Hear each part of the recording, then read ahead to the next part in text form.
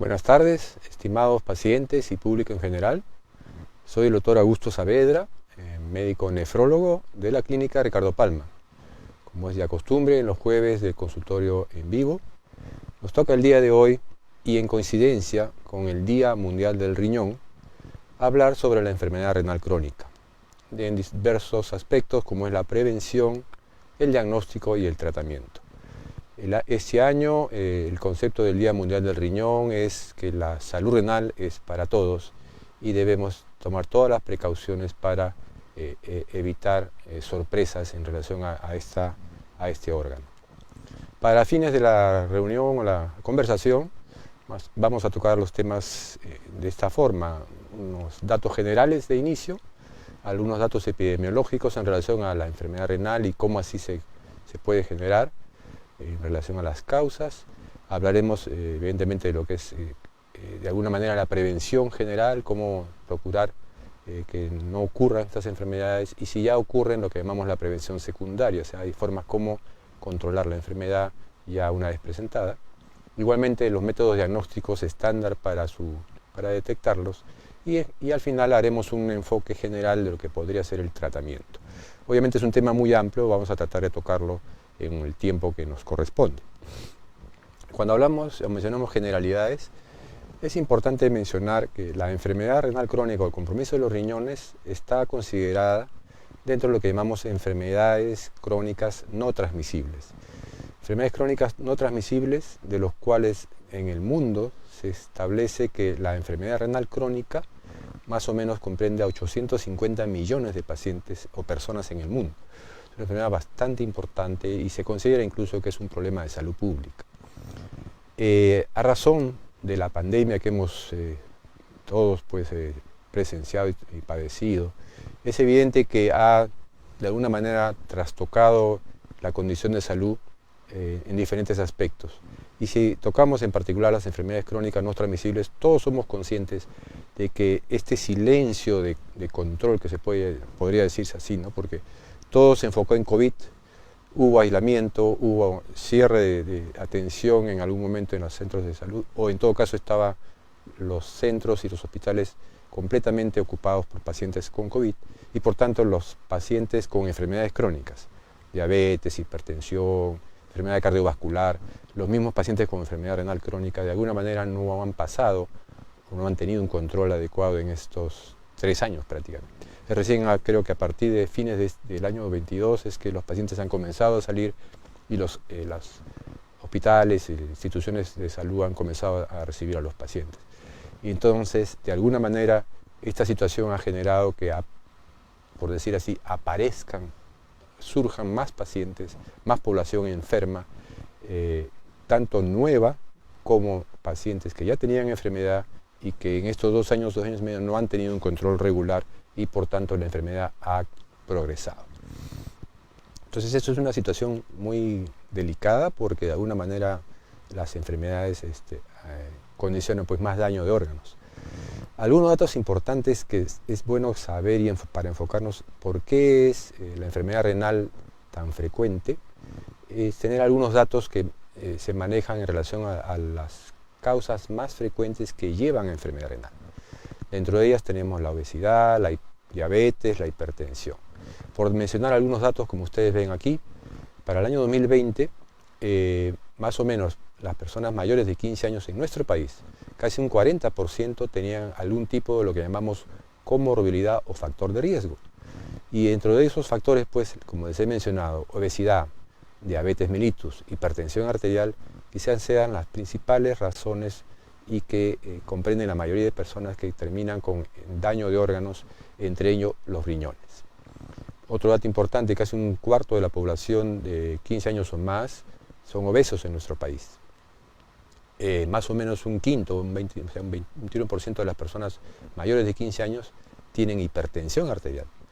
Y desafortunadamente, de toda esa población con hipertensión, no el 100% están siendo tratados, quizás un 60-70% de la población está con tratamiento. Tocando ya entonces particularmente estas 3 o 4 temas que les he mencionado, para ver su relación con riñón, vamos a hablar de la obesidad y el sobrepeso, que van un poco de la mano. Como mencionaba, si juntamos sobrepeso y obesidad en nuestro país, y según la encuesta de ENDES del año 21 en nuestro país, se estima que casi un 60% de la población adulta padece algún grado de sobrepeso y obesidad, ¿no? Y eso pues va a incidir bastante en el desarrollo de los otros problemas, ¿no? ¿Por qué hay sobrepeso y obesidad? Porque evidentemente pues nos alimentamos con más de lo necesario, no desarrollamos actividad física y eventualmente estamos muy sedentarios y eventualmente hemos estado un poco encerrados, quizás más en el año 2021, en nuestra casa, pasando todo el día ahí, y todo eso pues ha ido condicionando de alguna manera cambios de hábitos de alimentación y también de actividad. Junto con ello obviamente hay factores genéticos, hay factores familiares, que obviamente historia de familias con carga genética de obesidad, y obviamente los niños y los hijos también se vuelven obesos.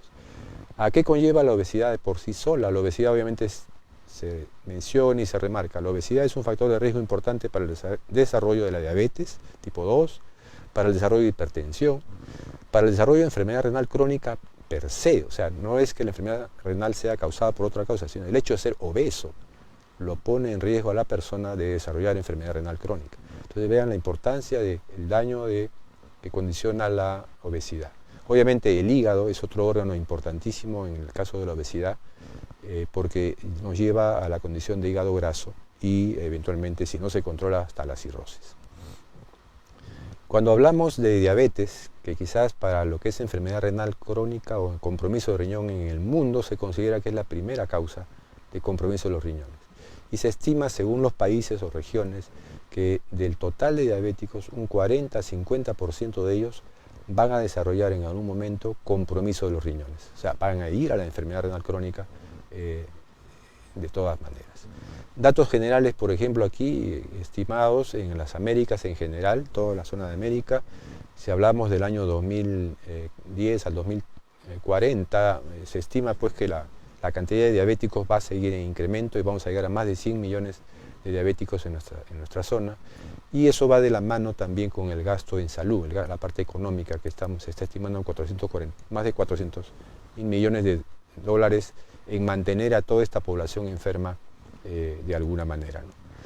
Y más aún si vemos el detalle, ¿dónde se va a condicionar mayor presencia de diabetes? Si ustedes ven en la gráfica central, la barra roja, para el año 30 se estima que la población entre 45 a 64 años quizás sea la población que más posibilidad de desarrollar diabetes tengan, ¿no?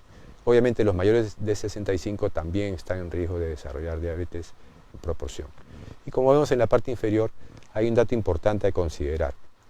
Un dato estadístico que se puede decir casi mundial considera que el 10% de cualquier población, en otro caso, en cualquier país en promedio en el mundo, el 10% de su población son portadores de enfermedad renal en algún grado. Más adelante vamos a explicar cómo son los grados de enfermedad, pero para que vean que lo importante de esto, que si hablamos de nuestro país, más o menos 30 millones de habitantes, por lo menos 3 millones de personas en nuestro país padecen de algún grado de compromiso de la función de los riñones. Por último, estamos mencionando igualmente la hipertensión arterial, que según los países igualmente se puede considerar como segunda o tercera causa de daño a los riñones o de enfermedad renal crónica, ¿no? Poniendo como un valor considerado normal máximo es 130 la presión sistólica y 80 la diastólica, para considerar que la persona no es hipertensa. Igualmente mencionamos algunos datos sacados del ENDES del año 22, en la cual se estima que para la población mayor de 15 años, más o menos tenemos 5.5 millones de personas hipertensas en nuestro país. El Ministerio de Salud informa que durante la pandemia el número de personas que padecen hipertensión pudiera haber incrementado aún más un 20%, como mencionábamos en algún momento, probablemente asociado también a la vida sedentaria, al sobrepeso, obesidad que acompaña a esto, ¿no? Entonces, otro punto importante de mencionar es que la Dirección de Prevención y Control de Enfermedades No Transmisibles, raras y huérfanas, precisó que la población estimada en el país con nuevo diagnóstico de hipertensión superarían los 730.000 casos para el año 20. Entonces, como ustedes ven, nuevamente, obesidad, diabetes e hipertensión quizás sean nuestros principales puntos de ataque para evitar o disminuir la posibilidad de desarrollar enfermedad renal. Cuando hablamos ya de la enfermedad renal en sí, quizás podríamos tocar algunos aspectos. Cuando hablamos de enfermedad renal, quiere decir que la función de nuestros riñones está disminuyendo de alguna manera. Los riñones, en términos generales, regulan la cantidad de líquidos del cuerpo, regulan lo que llamamos el medio interno, el balance de los electrolitos, manejan ciertas sustancias tóxicas de desecho que debemos eliminar y tiene algunas funciones hormonales como pueden ser el manejo de la hemoglobina de los glóbulos rojos, la regulación del calcio y fósforo y tiene que ver con el estado de nuestros huesos. Los riñones realmente silenciosamente cumplen muchas funciones, la regulación de la presión arterial y así sucesivamente. Pero ese es un tema un poquito largo de explicar y estamos tratando de llevar los tiempos que tenemos. Y lo que quería enfocarles a ustedes un poquito esto es de dónde puede surgir la enfermedad renal para más o menos estar alertas de en qué momento uno debe pensar que podríamos estar desarrollando enfermedad. Para empezar, una forma como clasificar la enfermedad es en las formas agudas y las formas crónicas. Las formas agudas generalmente están asociadas a los cambios en los volúmenes de líquidos. Aquí hemos puesto el término médico hipovolemia, pero viene a ser lo que podemos entender como deshidratación. La falta de líquido o la pérdida de líquidos, y quizás el ejemplo más frecuente puede ser un cuadro de diarrea aguda, ¿no? Una pérdida importante por diarrea, en la cual la persona, si no recupera líquidos pronto, se va a deshidratar, le va a bajar la presión, y esa baja de presión prolongada va a probablemente dañar riñones. Y esto se cumple con mayor posibilidad en persona adulta mayor. Los cuadros infecciosos, los cuadros de sepsis, septicemias, igualmente por trastornos hemodinámicos, pueden, si el cuadro séptico es muy severo, generalmente son pacientes que están en cuidados intensivos, conllevarlos a desarrollar una falla renal aguda. Y otro punto importante es el mal uso de medicamentos, la automedicación. Y quizás ahí uno de los dos medicamentos que podríamos mencionar en forma general son algunos antibióticos y el uso indiscriminado de los antiinflamatorios para el dolor. Si hablamos de las formas crónicas, en general, pues la enfermedad renal crónica puede ser de causa genética o congénita. Existen las llamadas enfermedades renales primarias o nefropatías primarias y obviamente las llamadas enfermedades renales crónicas secundarias o nefropatías secundarias que ya lo hemos estado mencionando en relación a obesidad, hipertensión, diabetes, enfermedad cardiovascular. Entonces, en forma general, uno podría más o menos encuadrar en las formas más frecuentes de causas de enfermedad renal, ya sea aguda o crónica. Una pregunta que puede surgir es, ¿cuándo ocurre la enfermedad renal? ¿A qué edad? Realmente la enfermedad renal es, como dice la diapositiva, en el curso de vida, en lo que llamamos el curso de vida. Vale decir, desde el nacimiento, un recién nacido puede nacer con algún tipo de enfermedad renal y suelen ser pues, problemas congénitos generalmente, ¿no? Anomalías de formación de sus riñones que si no se detectan en el tiempo, en los siguientes meses de vida, van a comenzar a influir en la función renal y estos niñitos van a ya desarrollar enfermedad renal desde muy pequeños. Y obviamente a lo largo de la vida, en la etapa escolar, preescolar, los adolescentes, el adulto y el adulto mayor van a desarrollar enfermedad renal por diferentes causas. En cuanto al sexo, definitivamente es variable, indistinto, depende de qué enfermedad sea y obviamente va a haber a veces más predominio en el sexo masculino y otros en el sexo femenino. Pero un punto importante que quisiéramos resaltar es que la enfermedad renal en etapas tempranas es reversible. Es posible controlar la enfermedad renal, sí, y en otros casos es posible controlar su evolución y que no progrese.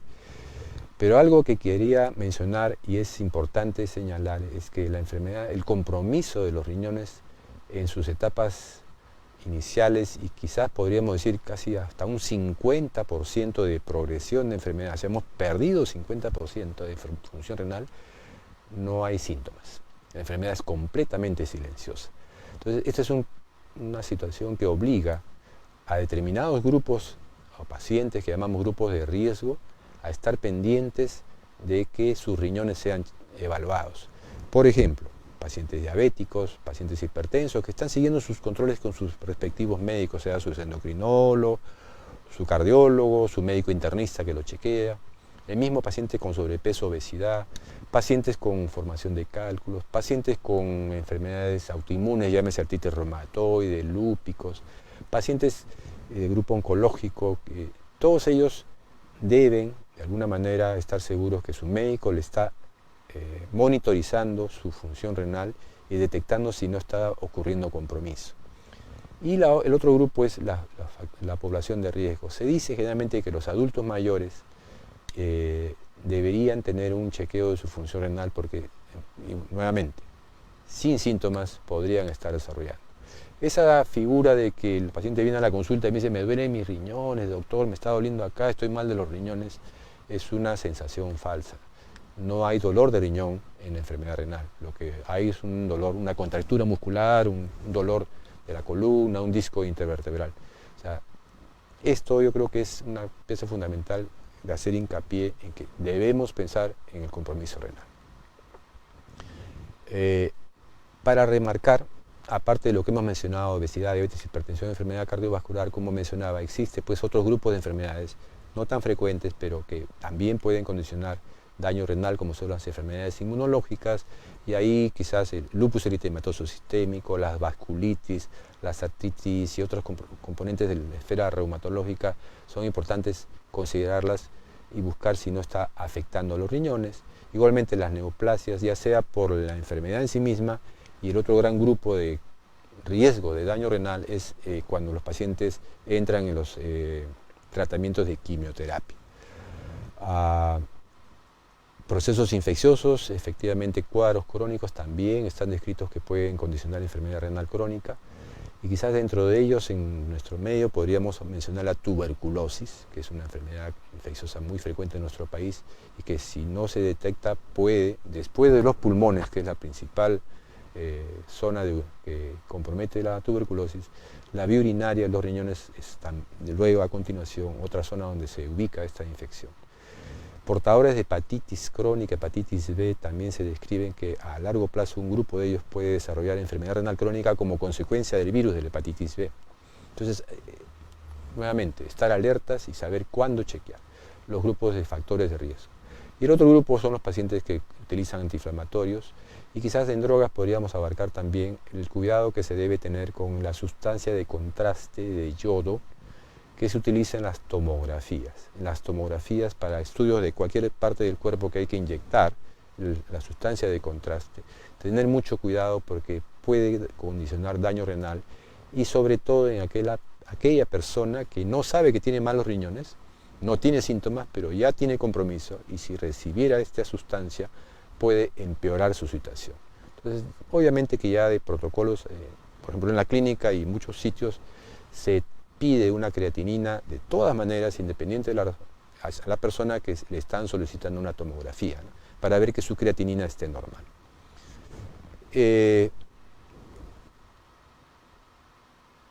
Aquí quisiera mencionarles un poco, cuando hablamos de la prevención en general, que no solamente es para la enfermedad renal, sino para todo lo que hemos estado hablando, enfermedades crónicas no transmisibles. Quisiera que lo vean un momentito, presten la atención.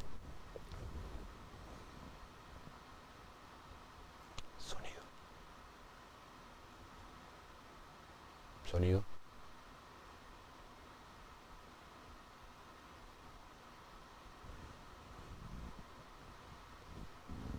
Música.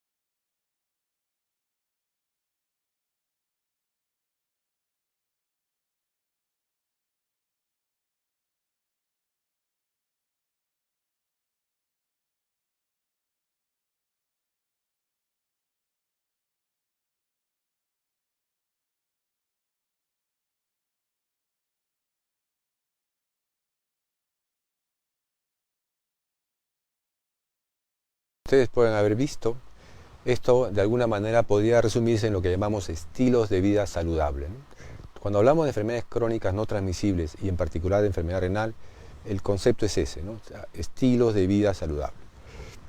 Peso adecuado para la talla, actividad física regular, comer saludable, evitar alimentos procesados, esas sean las cosas más saltantes a manejar. Y si ya tenemos una determinada enfermedad como es diabetes, hipertensión, y controlarlas adecuadamente, hacer un seguimiento adecuado para eso.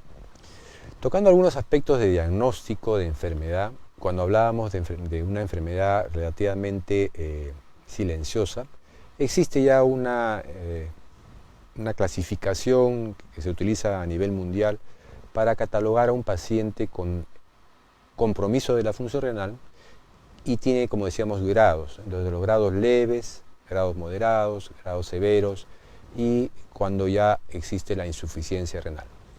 No intento describirles con detalle este cuadro, pero básicamente mencionar que cuando hablamos de enfermedad renal hablamos de la función por un lado y otro factor que es importante y que tenemos que estar mirando es la famosa eliminación o pérdida de proteína en la orina, que ustedes generalmente lo detectan o saben que se manifestaría como la presencia de mucha espuma en la orina, esa espuma en la orina persistente, abundante, que hace obviamente suponer que la persona está botando proteína en la orina, porque efectivamente, independiente de que la función de los riñones como función estuviese todavía normal, la enfermedad renal puede empezar solamente con la pérdida de proteína. Y si no se detecta en sus etapas tempranas con pocas pérdidas y esa proteína aumenta en la orina progresivamente, eso de por sí va a condicionar además que la función renal se comprometa y eventualmente avance el daño en la función.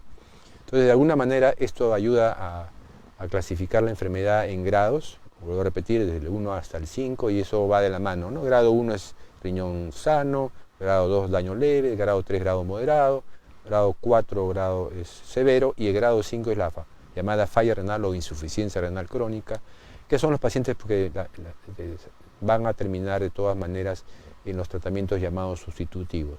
Idealmente trasplante, pero la mayoría de pacientes pasan pues a los programas de diálisis. Y de acuerdo a la magnitud de la proteína, pues obviamente también se les cataloga. Teniendo esta guía, entonces uno más o menos ubica al paciente para más o menos en esto hacer un pequeño resumen de lo que vendría a ser el manejo de la persona que ya tiene enfermedad renal.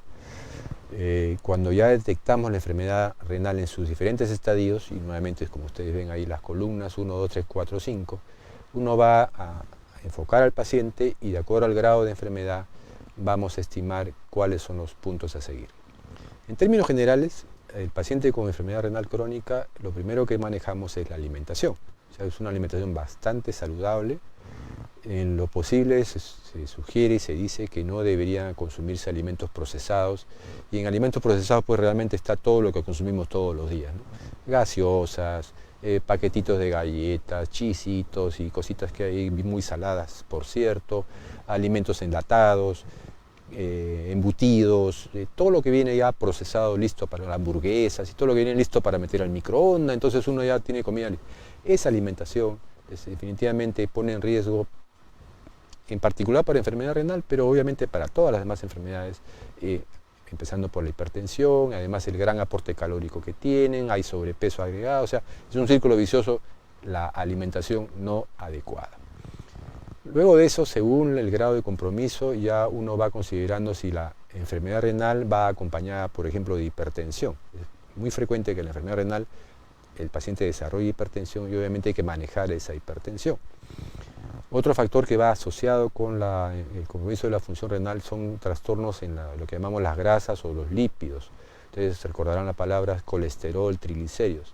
Son elementos que también se pueden alterar como consecuencia de la enfermedad renal. No solamente porque la persona coma mal o coma muchas harinas o esté con sobrepeso.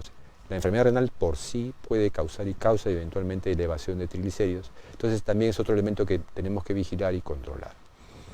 Luego de eso, dependiendo de la progresión de la enfermedad renal en el tiempo va a condicionar, por ejemplo, anemia. La anemia acompaña a la enfermedad renal generalmente a partir del estadio 3 o 4, cuando hay enfermedad renal importante. Porque los riñones, dentro de las funciones que mencionaba al inicio, las funciones hormonales, tiene que ver con la producción de una hormona que se llama eritropoyetina. Fundamentalmente lo fabrica los riñones, y esta es la hormona que a nuestra médula ósea, por decir en términos simples, da la orden para que fabriquemos nuestros glóbulos rojos diariamente. Al estar disminuida esta hormona, no fabricarse en cantidad suficiente, nuestra médula no fabrica glóbulos rojos suficientes. Entonces, por eso es que la enfermedad renal, a mayor progresión, a mayor daño, vamos a ver que el paciente va presentando más anemia. Y eso obviamente tiene también un manejo, ¿no? Y la otra parte quizás también a considerar es que conforme ocurra mayor daño renal, tenemos eventualmente trastornos, por decir así, en el calcio y el fósforo, que es otra parte de la manifestación de la enfermedad renal, y también tiene un manejo correspondiente. Además, ya obviamente hablamos de alimentación, manejo de la anemia, manejo de la presión arterial, manejo del colesterol, triglicéridos, manejo del calcio. Tendremos que ver si la enfermedad renal ha tenido efecto en otras cosas. Si es diabético, obviamente ese diabético tiene que ser más controlado, seguir yendo con su endocrinólogo, y así progresivamente la enfermedad renal es manejada. Y si uno logra detectar la enfermedad, yo diría en general hasta el estadio 2, o sea, falla leve o inclusive hasta falla moderada, actualmente el paciente a veces aparece en la consulta con un rango de falla moderada. Eventualmente cuando uno comienza a regular bien la alimentación, la persona entra, cuando uno se envereda, regula bien su presión arterial, baja el consumo de sal, deja de consumir azúcares, gaseosas y cosas. Se ve y se describe que la enfermedad que está entrando en rango moderado podemos rescatarla a grado leve. No vamos a poder curarlo, pero eventualmente vamos a poder detener la enfermedad y eventualmente regresionar en parte, y de esta manera la persona pueda vivir con su enfermedad a lo largo de su vida. Entonces la enfermedad renal, pues de alguna manera es importante conocerla, saber que existe y saber que existe un manejo para poderla mantener de alguna manera controlada. Para terminar y de alguna manera resumir lo que hemos conversado, yo diríamos, y recordando un poco lo que vimos en el video, podríamos decir que habrían 8 reglas de oro, ¿no? Mantenerse en forma y actividad física, mantener un control adecuado de los niveles de glucosa en sangre, porque como hemos mencionado, la diabetes suele ser quizás la causa más frecuente en el mundo de enfermedad renal, y curiosamente también de la población que ingresa a diálisis, quizás sea una de las principales causas de los pacientes que ya están en diálisis, la diabetes.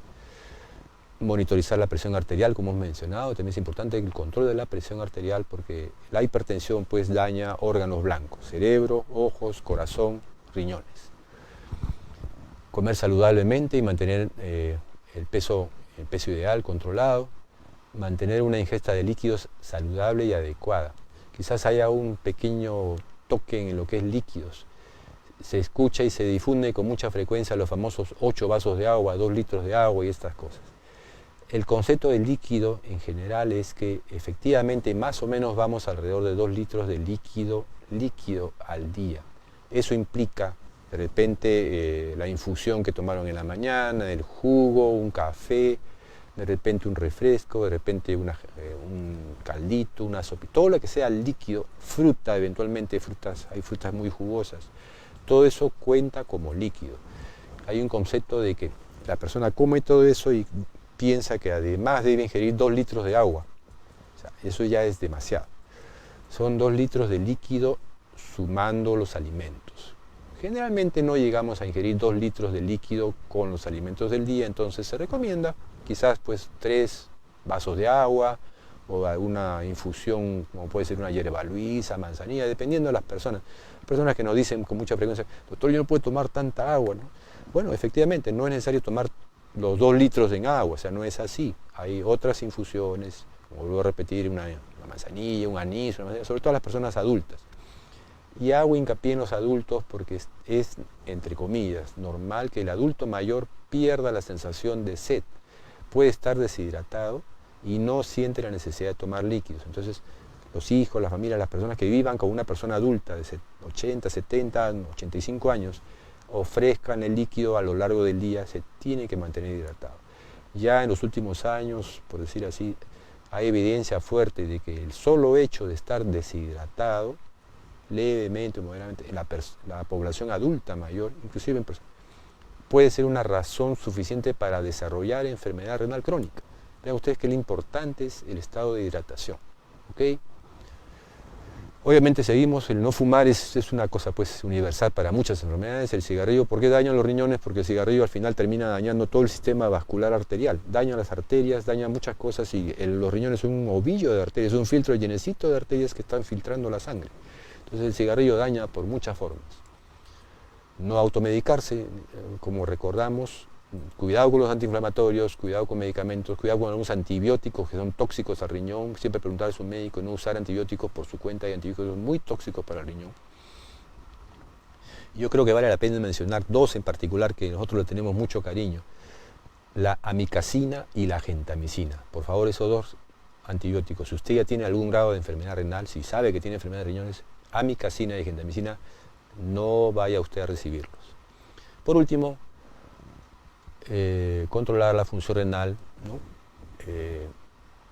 Si tiene algún factor de riesgo, como hemos mencionado. O sea, si usted ya tiene sobrepeso, obesidad, si usted ya le hicieron diagnóstico de diabetes, le hicieron cualquier otro diagnóstico de enfermedades crónicas, sepa recordar que su médico le controle su creatinina con cierta regularidad.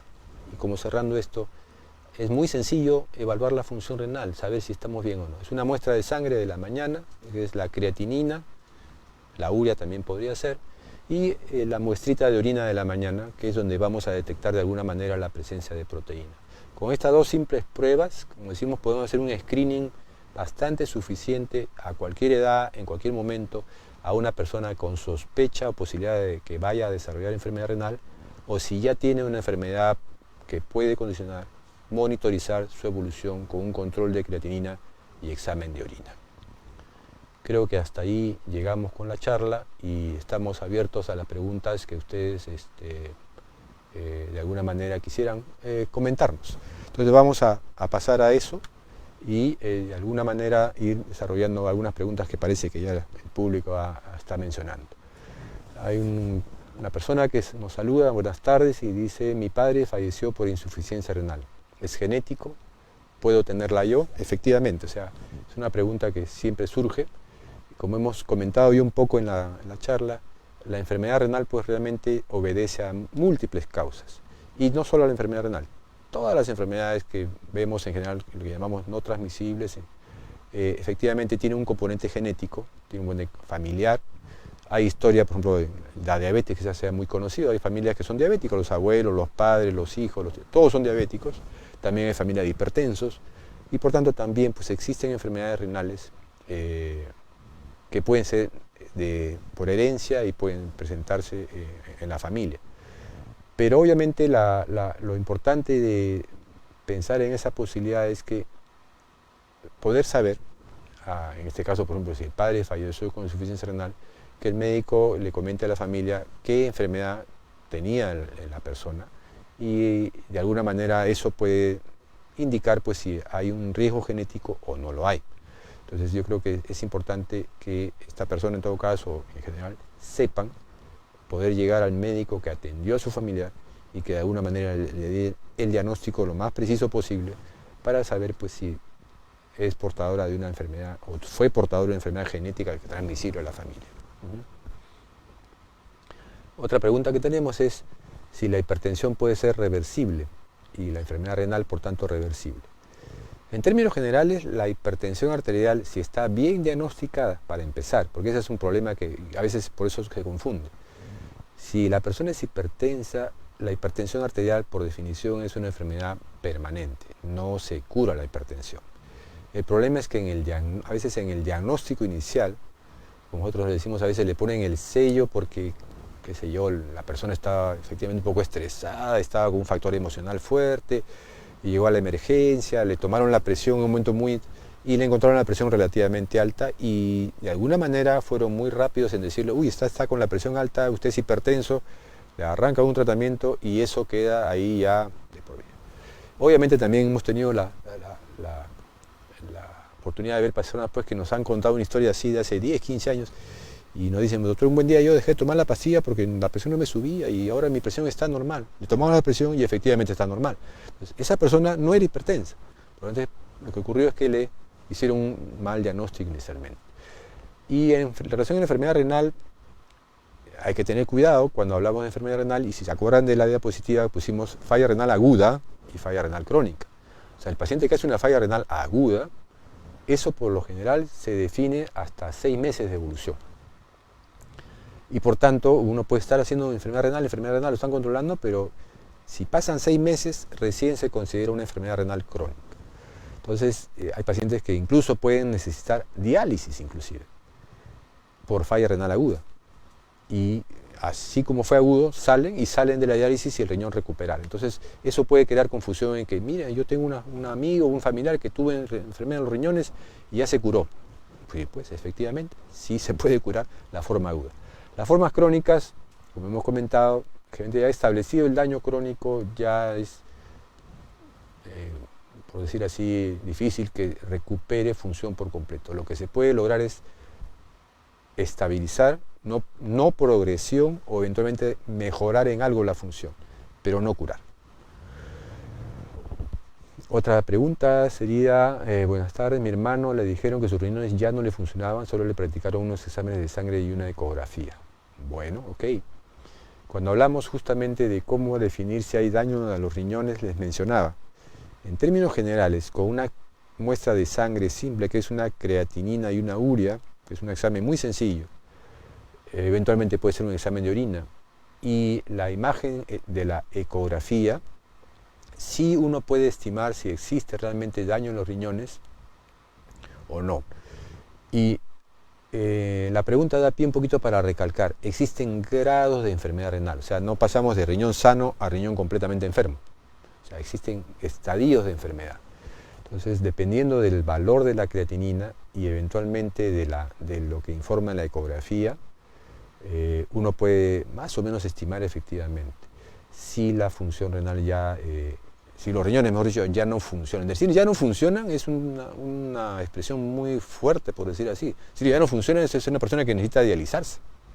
Porque decir no funcionan, hay que ver en qué términos le explican o le comentan eso. Pero sí, creatinina y urea en sangre es muy informativa y una ecografía bien hecha del tamaño y forma de los riñones nos puede decir que hay daño renal. Cuidado, que una ecografía con riñones de aspecto normal no significa que los riñones están sanos. Predomina el dato de laboratorio, la creatinina y la urea. Usted puede tener una creatinina alta, una urea alta, tener falla renal, le hacen la ecografía y sus riñones están completamente normales. O sea, eso también puede crear confusión. Otra pregunta, comentario nos dice, una persona de 60 años, encontrar algunos cristalinos muy chiquititos, sospecho que se está refiriendo a una muestra de orina, unos cristales muy chiquititos, dice. Le dijeron que tome abundante agua, me podría explicar. Lo que pasa es que, discúlpenme, pero la pregunta no la termino de comprender. Estoy interpretando la pregunta, pero no es lo que está escrito. Cristalinos, sospecho que se refiere a la orina. Efectivamente existen unos cristales que se llaman así en la orina, pero la presencia de cristales en la orina no dice nada necesariamente. Cristales, por ejemplo, lo llamamos los cristales de uratos amorfos, cristales de oxalatos, cristales de fosfatos, y estos elementos son relativamente normales en la orina dependiendo de qué alimentos hemos ingerido las 24 o 48 horas previas. Entonces los cristales en la orina no son necesariamente algo que por un lado significa enfermedad y que por otro lado necesita algún medicamento en particular. La hidratación sí, definitivamente, como hemos conversado en la charla, 2 litros. Quizás yo me atrevería a decir que ahora con este calor y este verano 2,5 litros, quizás sea lo mínimo suficiente que necesitamos ingerir. La hidratación sí es importante. ¿Las pastillas para la diabetes hacen daño al riñón? No. En general ya las medicinas para el control de la diabetes han ido mejorando, los nuevos grupos de medicamentos para la diabetes. En general ellos no causan daño. Lo que se cuidó en tiempos, años atrás, era que algunos tipos de medicamentos ya no se deberían usar cuando hay falla renal, porque ya complican el manejo de la glucosa.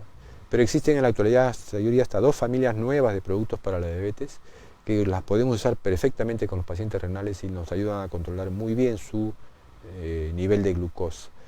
No producen daño al riñón. Al contrario, incluso los últimos grupos de medicamentos para la diabetes nos están ayudando a detener el daño renal, disminuir la pérdida de proteína, o sea que por ahí no tengan mayor temor si su médico la está medicando. Igual pasa para la insulina, ¿no? Una pregunta frecuente e interesante es la que comentan: ¿cómo se baja la creatinina cuando está alta? La creatinina en la urea, yo lo explico de alguna manera a los pacientes, no son sustancias como hablamos de la glucosa o del colesterol o de la presión, que tenemos medicamentos para normalizar valor, ¿no? Usamos pastillas o insulina para la diabetes, usamos pastillas para el colesterol, usamos medicamentos para la presión, pero la creatinina no tiene pastillas. O sea, la creatinina es para empezar, una sustancia relativamente no en sí misma tóxica. La creatinina es una sustancia que es de nuestra masa muscular, es una sustancia del músculo. Tiene la particularidad de que esta sustancia se elimina solo por la orina, casi por completo por la orina. Entonces, como se elimina por la orina, se tomó como pauta para medir la función. Vale decir, tiene un rango de normalidad en sangre mientras nuestros riñones están normales y la están botando del cuerpo. Cuando los riñones comienzan a fallar, retenemos esa creatinina y va la creatinina subiendo en la sangre progresivamente. Entonces, en la medida que sube la creatinina, significa que los riñones no trabajan adecuadamente. Va a bajar en la medida que nuestra función renal mejore, pero no porque tengamos alguna pastilla para ello. Otro comentario, pregunta, nos dice: tengo gastritis crónica, me prescribieron lansoprazol por 5 meses, noté mi orina con presencia de espuma, dejé de tomar y ya no hay presencia de espuma. ¿Existe alguna relación del medicamento con lo ocurrido? No es posible contestar esto porque la presencia de la espuma en la orina puede ser por muchas razones.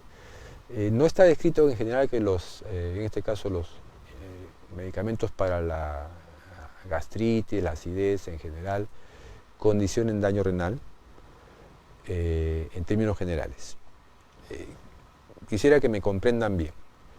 Daño renal por medicamentos puede ocurrir realmente con cualquier medicamento, pero es una situación muy extraña. Es algo así como hablar de la reacción alérgica.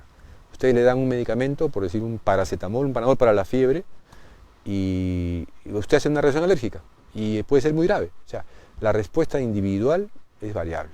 ¿Panadol puede producir daño renal? Sí, pero por favor no se me alarme. O sea, el Panadol usamos millones de personas en el mundo y todos los días, o sea, y no se describe falla renal por el paracetamol. O sea, la posibilidad de que exista falla renal por un medicamento existe, pero en el particular este medicamento, y que le genere pérdida de proteína en la orina, no le puedo confirmar, porque si usted no se hace el examen de orina para ver si esa espuma que usted dice observar corresponde efectivamente a que está botando más proteína. De repente está haciendo orina espumosa y le mide su proteína y está completamente normal. O sea, no puede haber una asociación tan directa entre estas dos situaciones, ¿no? Otra pregunta es una persona de 60 años que es hipertensa, que encontraron en cada riñón unos cristalinos, otra vez cristalinos. Esa palabrita cristalinos, no sé si la están escribiendo bien, pero le dijeron que solo agua abundante y nutrición.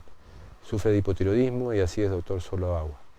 Discúlpeme que no le quiera contestar esta pregunta porque no se puede contestar. Ese término cristalinos no cuadra en ningún término médico para describir qué cosa es lo que usted está refiriéndose. Entonces yo no puedo asumir una respuesta a una pregunta que no está bien elaborada. No puedo responder a eso. ¿Cuál sería la mejor manera de prevenir o tratar a una persona que tiene prediabetes? Bueno, no es el tema de la charla. Prediabetes no tiene que ver con enfermedad renal crónica. El término prediabetes es un término dirigido a las personas que eventualmente pueden desarrollar más adelante la diabetes mellitus. Es una condición previa que cada vez está, como por decir así, adelantándonos a que una persona tenga predisposición a desarrollar diabetes, pero no tiene relación con la enfermedad renal. Y un estado prediabético tampoco condiciona el compromiso de los riñones. Tiene que ser un diabético definido, por lo menos 5 o 10 años de evolución de diabetes, 5 o 10 años, para que tenga la probabilidad de desarrollar enfermedad renal. Pero la prediabetes no entra en ese definido.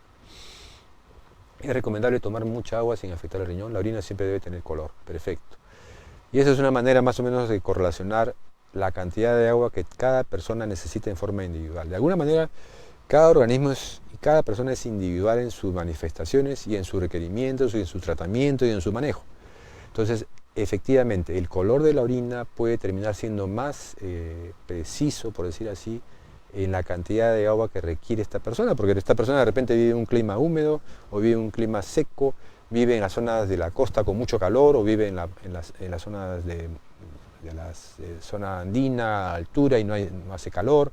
Entonces el requerimiento de agua varía. El color de la orina efectivamente define de alguna manera nuestro requerimiento. ¿Qué cosa es eso? La orina tiene un color amarillo.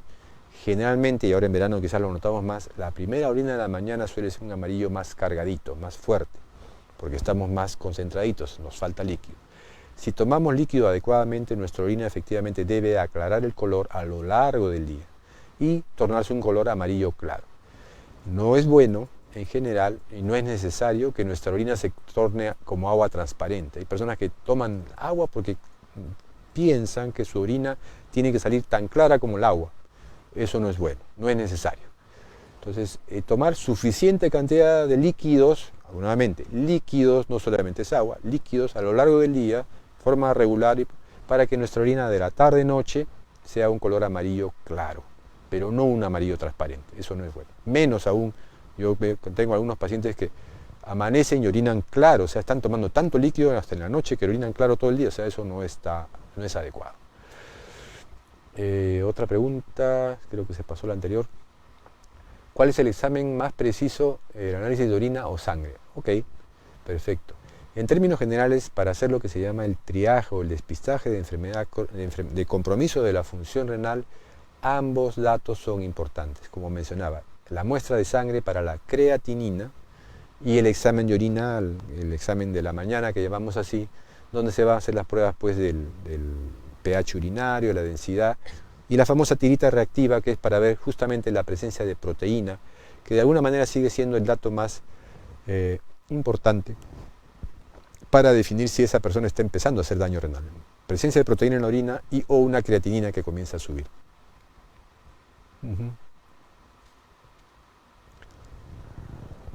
Ok, acá ya es un poco más hacia adelante, ya desarrollamos enfermedad, evolucionó la enfermedad y ya el paciente está en diálisis.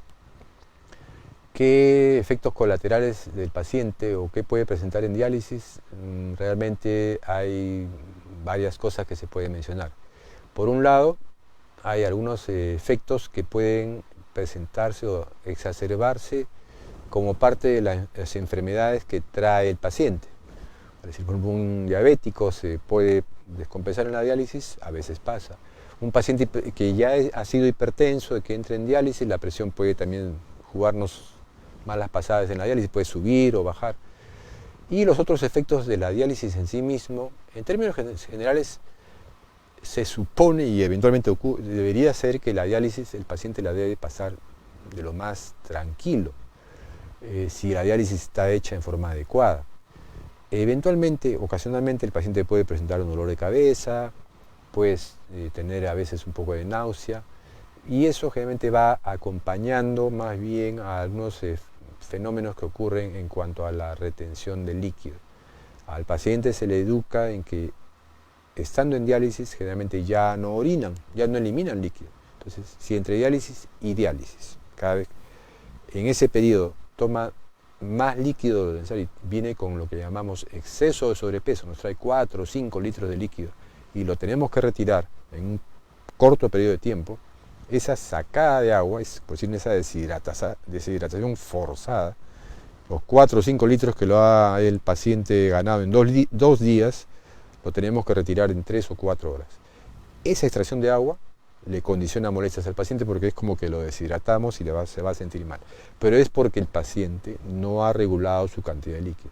Si ese paciente viene con 1,5 litros, 2 litros de líquido ganado, se lo retiramos sin mayor molestia. Otros fenómenos que ocurren en la diálisis, si está bien hecha, realmente no debería haber mayores problemas. Anemias, mayor anemia, no, porque el paciente recibe su eritropoyetina. No, realmente los efectos de la diálisis, si tiene algunas molestias, más bien uno debería buscar causas, muchas molestias digestivas, evaluar con el gastroenterólogo a ver qué cosa tiene. De repente tiene un problema digestivo que se exacerbe en la diálisis, si tiene, qué sé yo, dolor en la columna o algún malestar. Buscar alguna otra razón, pero la diálisis en sí misma no lo condicionaría necesariamente, ¿no? Otra consulta: ¿es posible que la enfermedad renal se esconda y no sea detectada por un análisis de creatinina o urea? En ese caso, ¿cómo se detectaría?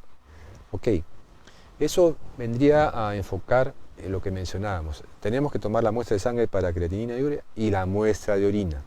Si ustedes se recuerdan en la exposición ese cuadrito de colores verde, anaranjado y rojo donde poníamos la enfermedad en sus categorías, grado leve, moderado, severo, 1, 2, 3, 4, 5. Y del otro lado decíamos A, B, B, C, que es la proteína en orina. Entonces, efectivamente, podemos tener creatinina aún normal, urea normal, pero el paciente ya está botando proteína. Entonces, si solamente se hace una creatinina en sangre o una urea en sangre y nada más, y no se hace una muestra de orina, yo veo la creatinina y la urea y lo veo normal y dice, señor, su función está normal, pero le falta un examen de orina, porque tenemos que ver si pierde o no proteína. Entonces, es ambas situaciones, ¿no? Creatinina y urea y examen de orina para proteína. Ahora, si usted tiene la creatinina y la urea normales, no tiene compromiso de la función renal por definición. O sea, no le pueden decir que usted tiene enfermedad de los riñones si su creatinina y su urea están normales. Como desafortunadamente a veces lo ve en consulta. La gente viene con su análisis diciéndome que le han dicho que tiene falla en los riñones y les tengo que comentar, hasta le dicen que tiene que dializarse. Me enseñan sus resultados y son completamente normales. Entonces hay momentos en que hay que tener cuidado con lo que se escribe. Pero es sangre y orina, porque la presencia de proteína no controlada un tiempo después sí le va a condicionar alteración de la función.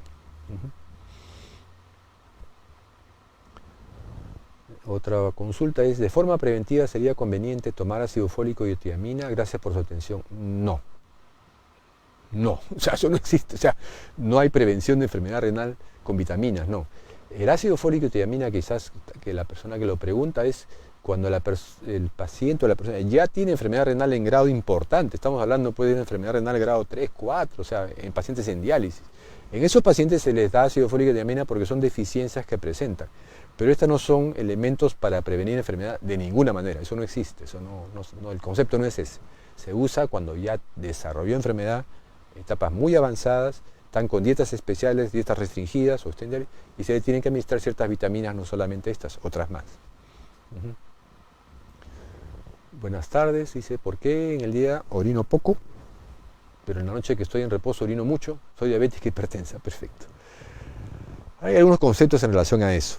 El volumen urinario, en general, pues estamos acostumbrados a orinar en el día y efectivamente nos acostamos en la noche y podemos dormir 6, 7, 8 horas de largo y no tenemos deseo de orinar.